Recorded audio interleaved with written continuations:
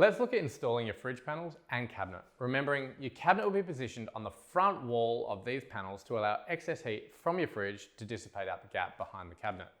Firstly, let's have your fridge cabinet pre-drilled with a 2 to 4 mil drill bit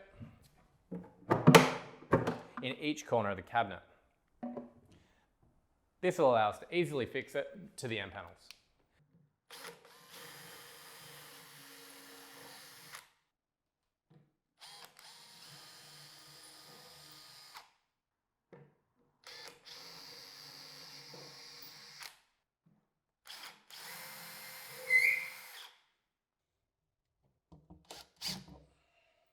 Back corner. Oh, that's tight.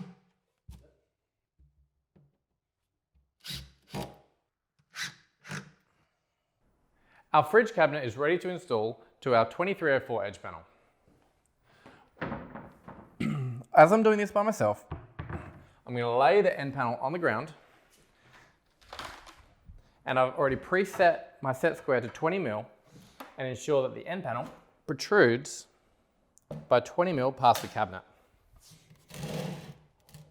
Line it up. Get the cabinet sitting perfectly flush on the top and 20 mil back to allow clearance for the door. And then screw it in. So I've laid the end panel on edge and we've clamped the top fridge cabinet 20 mil back so the end panel protrudes past the cabinet. This will allow enough room for the door. I pre-drilled the holes and I've set the screws in here so it's straightforward.